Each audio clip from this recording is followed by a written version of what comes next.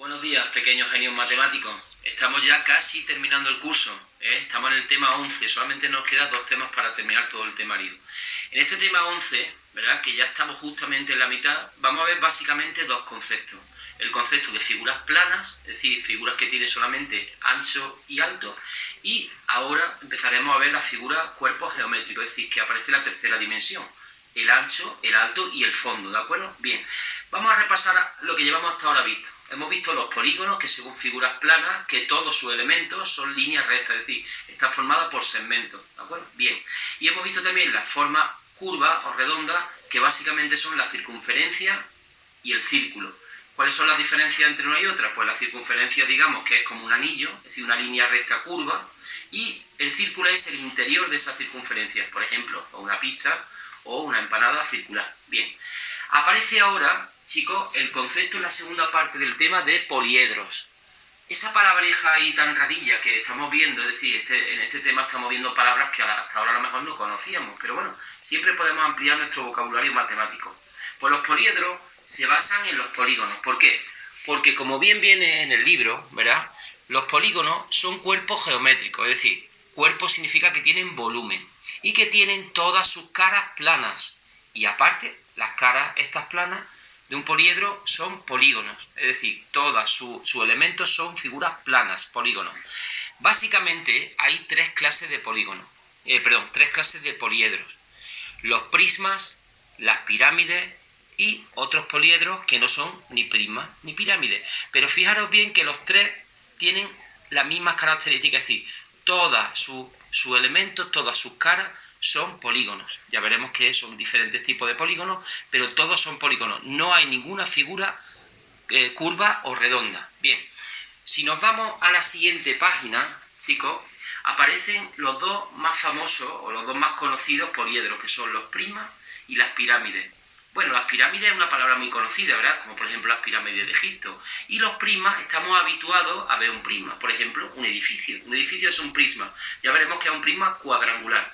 Si os fijáis en el libro, el recuadro, que es muy bueno, te aparecen los 2 poliedros más famosos y son los que vamos a estudiar. Y todos tienen el mismo elemento, es decir, tienen elementos comunes a uno y otro. La única diferencia, por decir alguna, es que los prismas, fijaros bien que tienen 2 bases, una base arriba y otra base abajo, y la pirámide tiene una sola base.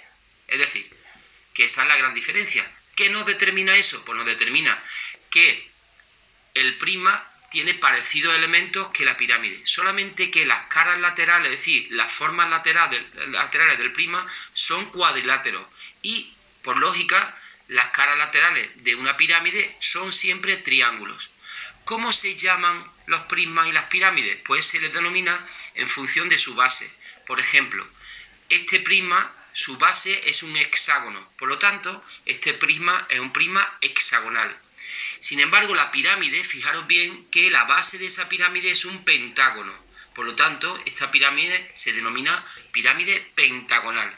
Después los elementos los vamos a resumir rápidamente. Mirad, hemos visto en el prisma tienen 2 bases, caras laterales, que las caras laterales, fijaros bien, que van en función de la base, es decir, si la base es un hexágono, pues lógicamente tendrá ese prisma 6 caras laterales determinadas por la base. Después tenemos los vértices. Los vértices son los puntos de unión de todo y cada uno de los segmentos que forman ese prisma, ¿de acuerdo? Y por último tenemos las aristas.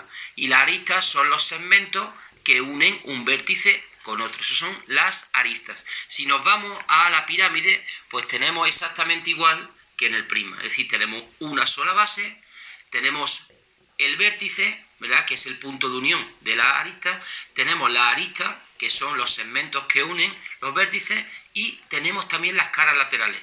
Pero como ya hemos dicho, las caras laterales son triangulares, es decir, son siempre triángulos. Bueno, chicos, entonces básicamente esos son los poliedros y los más famosos, porque son el prisma y la pirámide. Luego, lógicamente, hay otros poliedros que son simplemente estructuras, cuerpos geométricos, cuyos elementos son polígonos, pero no tienen unas características de prisma o de pirámide.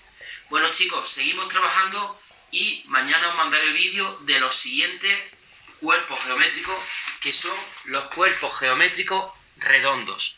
El cilindro, el cono y la esfera, muy conocido, ¿de acuerdo? Sobre todo para los que hacen deporte, la esfera es muy conocida, ¿vale?